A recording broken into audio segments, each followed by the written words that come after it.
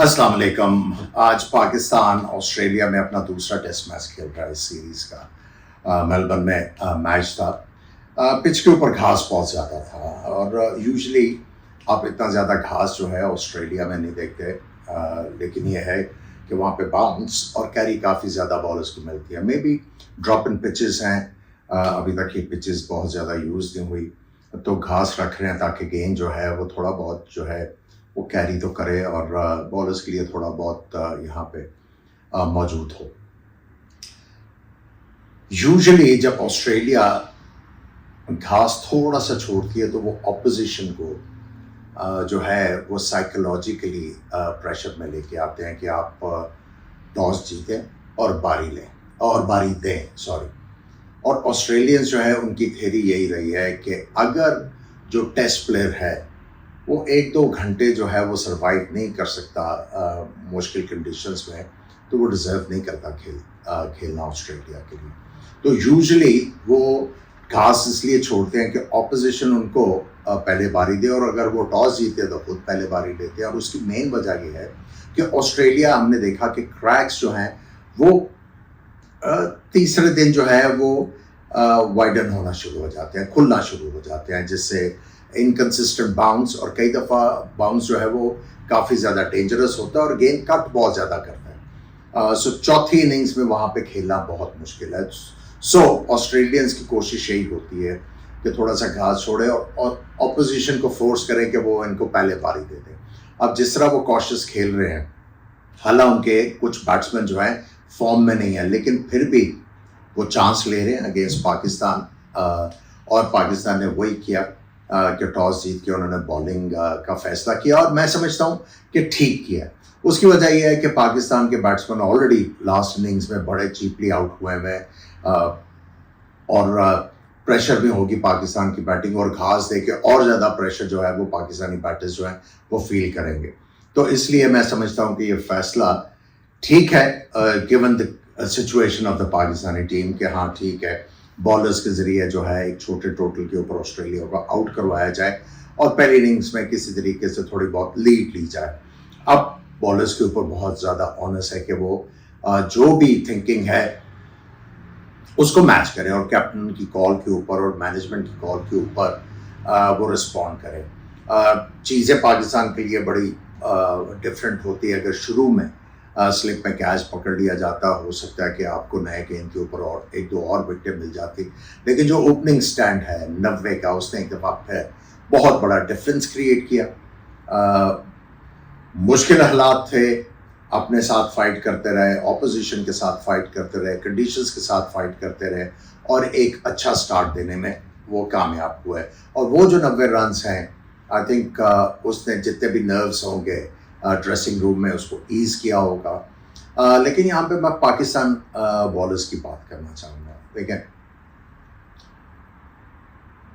Bowlers जो हैं वो रिलायंट हैं बैट्समैन की मिस्टेक के ऊपर विकेट हासिल करने के। शाज़ और नाज़िर होता है कि आप बैट्समैन को जो आप सोच रहे हैं उसके मुताबिक आउट करें, आउटस्टैंडिंग डिलीवरी करके, लेकिन मोस्टली आपको बैट्समैन को सेटअप करना पड़ता है, और उसका तरीक़ेकार ये है कि आपने ऐसी लेंथ के ऊपर बॉल करना है जहां पे बैट्समैन जो है या तो गेंद को खेले, अगर छोड़े तो उसको लास्ट मोमेंट पे गेंद को छोड़ना पड़े डिसीजन करने के बाद।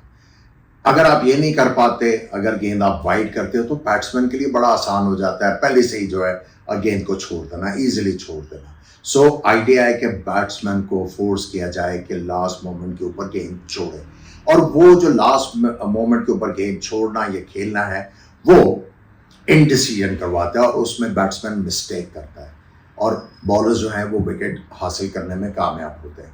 लेकिन अनफॉर्चुनेटली पाकिस्तानी बॉलर्स को अगर आप देखें तो मैं समझता हूँ शाहीन शाह, अफरीदी और दूसरे जो बॉलर्स हैं, ठीक है, बहुत वावेला मचाया जा रहा है पाकिस्तान में कि 135 से ऊपर कोई भी नहीं जा रहा, और क्या हो गया पाकिस्तानी बॉलिंग लाइनअप को।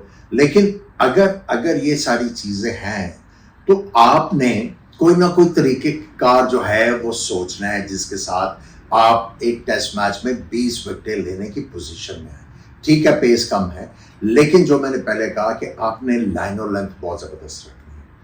आपने देखा कि ओवर ट्राई करने में चीज़ें, गेंद जो है वो स्प्रे हो रहा था, बैट्समैन आसानी से गेंद छोड़ रहे थे, चंद गेंद हुए जहां पे बैट्समैन जो है वो मुश्किलात में आया और लास्ट मोमेंट के ऊपर या तो बीट हुए, लकी रहे, या लास्ट मोमेंट के ऊपर गेंद उन्होंने छोड़ा। तो जब तक पाकिस्तान के बॉलर जो है वो चीज़ें नहीं करेंगे, कंसिस्टेंसी जो है लाइनर लेंथ की वो नहीं होगी, तो आप 20 विकेटें लेने की पोजीशन में बड़ी टीमों के खिलाफ और एलियन कंडीशंस में आप मुश्किल में ही पड़े रहेंगे। अब पिछले टेस्ट मैच में जब हमने बात की, हमारे बॉलर्स जो हैं वो गेंद को यहाँ पे इनटू द पिच बॉल नहीं कर रहे।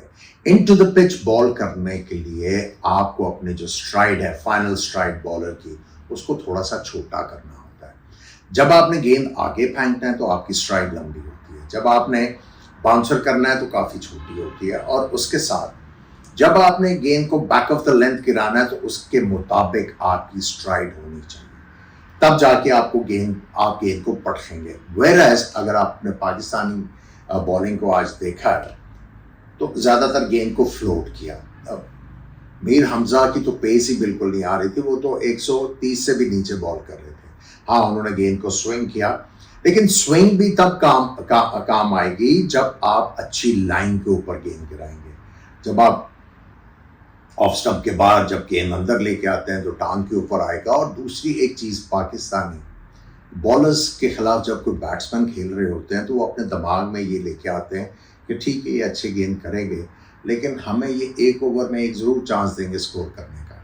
शाज़ो नाज़र ही आप देखते हैं कि ओवर्स में बैट्समैन को स्कोर करने का मौका नहीं मिलता। आमिर ने भी जो है इन डिफरेंट लाइन लेंथ के ऊपर बॉल किया, ट्राई आउट की चीज़ें। अब वो जब बॉल करते हैं तो ही इज़ क्वाइट लो, और वहाँ से गेंद अगर पटखेंगे भी तो बहुत पीछे होगा। आपने देखा होगा कि बाउंसर भी उनके बहुत ज़्यादा पीछे थे। सो ये टेक्निकल एस्पेक्ट जो है, जब इनकी तरफ हम तवज्जो नहीं देंगे तब तक जो है वो आपको मुसीबत रहेगी। लेट्स होप कि कल पाकिस्तान की टीम जो है वो कंडीशंस को अच्छे तरीके से एक्सप्लॉइट करें। अभी पिच में कुछ ना कुछ जूस मौजूद ज़रूर है, क्योंकि बारिश भी हुई भी है। मेरा ख्याल है 60 से ऊपर ओवर हुए हैं। सो अगर पाकिस्तानी बॉलर सुबह आके पहले 1.5 घंटे में 1-2 विकेटें हासिल करते हैं क्विकली, तो पाकिस्तान का चांस बन जाता है कि 250 के ऊपर रिस्ट्रिक्ट कर लें। 250, 270 इसके करीब जो है वो रिस्ट्रिक्ट कर लें, और कोशिश करें कि पार्टनरशिप में लगने दें, और पेशेंस के साथ बॉल करें। हर गेंद के ऊपर आप नहीं कर सकते। आपने स्पेल्स को एंजॉय करना है, आपने 6 ओवर को मैनेज करके एंजॉय करना है कि मैंने 6 गेंदों को, कि इस ओवर में 6 गेंदें और मैंने कहाँ कहाँ फेंकनी है, और जैसे जैसे आप उसी जगह फेंकते तो एंजॉय करें उस चीज़ को। जब तक एंजॉयमेंट का एलिमेंट नहीं आएगा, जब आप ये सोचेंगे कि वो जल्दी जल्दी आउट कर लें, हमें लंबे स्पेल ना करें, तो और ज़्यादा लंबे स्पेल करना पड़ता है। अब मैंने ये सुना है कि जो नुमान है उनका ऑपरेशन हुआ है, तो उनकी जगह नवाज को बुला लिया गया। देखिए, जो इंडिया में स्ट्रगल कर रहे थे 10 ओवरों में, आपने उनको टेस्ट मैच में बुला लिया। ये किस चीज़ की गमाजी कर रहा है कि आपके पास फिंगर स्पिनर्स नहीं है। और जो मैंने पिछले वीलॉग में वो जो स्टैट्स दिखाए थे, उसके ऊपर मैं बात करूँगा, ज़रूर करूँगा। वो आपके लिए बड़े ज़बरदस्त एनालिसिस होंगे, आप भी इंजॉय करेंगे और सबक होगा। ये जो पाकिस्तान क्रिकेट को रन कर रहे हैं, और जो PSL के ड्राफ्ट में आपने इतने ज़्यादा लोग बिठाए हुए हैं, जब तक ये चीज़ उनके दिमाग में नहीं आएगी कि पाकिस्तान को चाहिए क्या है, पाकिस्तान क्रिकेट को आगे लेके जाने के लिए, तो ये PSL का होना या ना होना पाकिस्तान क्रिकेट के लिए बेनिफिट नहीं लेके आएगा। लेट्स होप कि कल पाकिस्तान के बॉलर्स अच्छा करें। कल आपकी खिदमत में दोबारा हाजिर होऊंगा, तब तक के लिए खुदा हाफिज़।